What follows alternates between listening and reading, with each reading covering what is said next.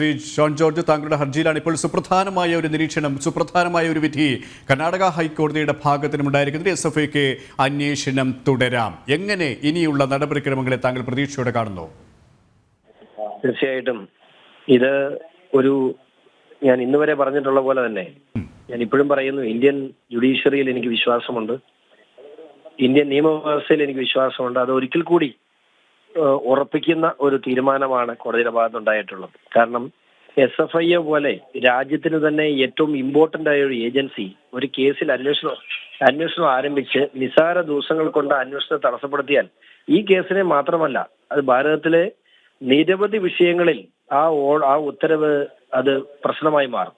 തീർച്ചയായിട്ടും ഈ അന്വേഷണത്തിന്റെ ഈ തുടക്ക സ്റ്റേജിൽ ഒരു കാരണവശാലും കോടതി ഇടപെടില്ല. കാരണം സുപ്രീം കോടതി തന്നെ SFI അന്വേഷണങ്ങൾക്ക് കൃത്യമായ ചില മാനദണ്ഡങ്ങൾ സുപ്രീം കോടതി ജഡ്ജ്മെന്റിലൂടെ വന്നിട്ടുണ്ട്. അതുകൊണ്ട് തന്നെ ഒരു കാരണവശാലും ഇത്തരം കാര്യങ്ങൾ കോടതി ഇടപെടൽ ഉണ്ടാകില്ല എന്ന് ഞാൻ ഉറച്ചു വിശ്വസിച്ചിരുന്നു. തുടർന്ന് അങ്ങോട്ട് SFIക്ക് അന്വേഷണം ഊർജിതപ്പെടുത്താൻ ഈ വിധി ഏറെ സഹായമാകും. അപ്പീൽ അവർ പോകും എന്നുള്ള കാര്യത്തിൽ സംശയമില്ലെങ്കിൽ പോലും ഈ സാഹചര്യത്തിൽ ഇത്രയൊക്കെ തിരിച്ചടി കേട്ടിട്ട് ഇപ്പോഴും ആ കള്ളനാണെന്ന് എല്ലാവരും വിളിച്ചു പറഞ്ഞിട്ട് അവിടെ കടിച്ചു തൂങ്ങിയിരിക്കാതെ മാന്യമായി രാജിവെച്ച് അന്വേഷണത്തെ നേരിടാൻ.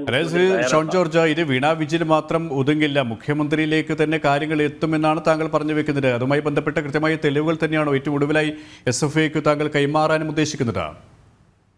വിജയൻ എന്ന് പറയുന്ന വ്യക്തി അവരുടെ എക്സാലോജി കമ്പനീസ് ആക്ട് അനുസരിച്ച് ഏതെങ്കിലും തെറ്റ് ചെയ്തിട്ടുണ്ടെങ്കിൽ അവിടെ അത് പ്രശ്നമല്ല. പക്ഷേ വീണ വിജയൻ എന്ന് പറഞ്ഞ വ്യക്തി മുഖ്യമന്ത്രിയുടെ മകൾ എന്ന നിലയിൽ നടത്തിയ അധികാര ദുരുപയോഗമാണ് നമ്മളെ സംബന്ധിക്കുന്ന പ്രശ്നം. അതാണ് നമ്മുടെ പ്രശ്നം. അല്ലാതെ നമുക്ക് വീണ വിജയൻ എന്ന് പറയുന്ന വ്യക്തി ഏതെങ്കിലും കമ്പനി പോയി ആരുടെ നേരിട്ട് പൈസ മേടിച്ചെന്ന് പറഞ്ഞാൽ നമ്മളെ സംബന്ധിക്കുന്ന പ്രശ്നമല്ല. അതിന് മുഖ്യമന്ത്രിയുടെ മകൾ എന്ന നിലയിൽ അധികാര ദുർവിനിയോഗം നടത്തുകയും ഈ രാജ്യത്തിന് അർഹതപ്പെട്ട രാജ്യത്തിന്റെ സമ്പത്ത് കൊള്ള ചെയ്യാൻ കൂട്ടുനിൽക്കുകയും ചെയ്തു എന്നുള്ളതാണ് നമ്മുടെ പരാതി. ഇതുമായി ബന്ധപ്പെട്ട തെളിവുകൾ ഇനിയും താങ്കളുടെ കൈവശമുണ്ട്. അത് കൃത്യമായി ഇനി അന്വേഷണ പുരോഗതിക്ക് വേണ്ടി SFIക്ക് കൈമാറും അല്ലേ? തെളിവുകളെല്ലാം കൈവച്ചുകൊണ്ടിരിക്കുന്നില്ല. അപ്പൊ SFIക്കും കേന്ദ്ര സർക്കാരിന് നമ്മുടെ കോർപ്പറേറ്റ് അഫയേഴ്സ് മന്ത്രാലയത്തിന് ഞാൻ കൊടുത്തിട്ടുണ്ട്. ഇന്നും അഡീഷണൽ ഡോക്യുമെന്റ് KSIDCയെ സംബന്ധിച്ച് KSIDC ഈ വിഷയത്തിനുള്ള KSIDCയുടെ പങ്കിനെ സംബന്ധിച്ച് ഞാൻ അഡീഷണൽ ഡോക്യുമെന്റ് SFIക്കും അതുപോലെ കോർപ്പറേറ്റ് അഫയേഴ്സ് മന്ത്രാലയത്തിന് ഞാനിന്ന് ഫയൽ ചെയ്തിട്ടുണ്ട്. ഡീറ്റെയിൽസ് തിങ്കളാഴ്ച എല്ലാവർക്കും മുമ്പിൽ തരുന്നതാണ്.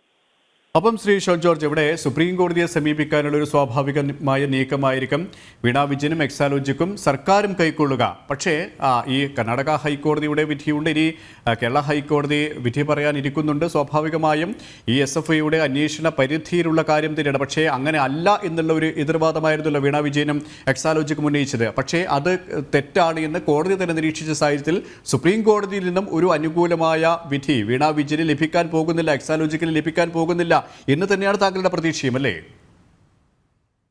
ഒരിക്കലുമില്ല. കാരണം വെച്ചാൽ ഈ ഒരു സ്റ്റേജില് പിന്നെ അന്വേഷണത്തിന്റെ സ്റ്റേജിൽ ഒരു ഘട്ടം കഴിയുമ്പോൾ ഒക്കെ സ്വാഭാവികമായും കോടതി ഇടപെടലൊക്കെ പലപ്പോഴും ഉണ്ടായിട്ടുണ്ടാകും. പക്ഷേ ഈ ഇനീഷ്യൽ സ്റ്റേജിൽ അന്വേഷണം ഒന്ന് പൂർത്തീകരിച്ച് ഇതിന്റെ ഒരു റിപ്പോർട്ട് എന്തെങ്കിലും ആകുന്നതിന് മുമ്പ് കോടതി ഇടപെടണം, മറ്റേ ഇതിന്റെ അന്വേഷണം സ്റ്റേ ചെയ്യണമെന്ന് അത് മുഖ്യമന്ത്രിയുടെ മകൾ എന്തിനാ അത് പറയുന്നത്? KSIDC ഒരു പൊതുമേഖലാ സ്ഥാപനമല്ലേ, സർക്കാർ സ്ഥാപനമല്ലേ? ഇപ്പൊ കഴിഞ്ഞ ദിവസം കേരള ഹൈക്കോടതി ചോദിച്ചതാണ്, നിങ്ങൾ എന്തിനാണ് അന്വേഷണം എന്ന് പറയുമ്പോൾ ഈ വേവലാതി നിങ്ങൾക്ക്? നിങ്ങളുടെ കൈകൾ പരിശുദ്ധമാണെങ്കിൽ അന്വേഷണം നടക്കട്ടെ. അന്വേഷണത്തിൽ എന്തെങ്കിലും പാളിച്ചകൾ ഉണ്ടായോ ഞാൻ ഇടപെടാം, അല്ലെങ്കിൽ കോടതിക്ക് ഇടപെടാൻ കഴിയും. അപ്പോ ഇത് ഒരന്വേഷണത്തിന്റെ തുടക്കത്തിൽ തന്നെ അവർ പാനിക്കായിരിക്കുന്നു. അപ്പൊ എന്തൊക്കെയോ ഒളിക്കാനുണ്ടോ എന്നുള്ള കാര്യം വ്യക്തമാണ്. അത് കോടതികൾക്കും ബോധ്യപ്പെട്ടതിന്റെ പ്രതിഫലനമാണ് ഇന്ന് നടന്നത്.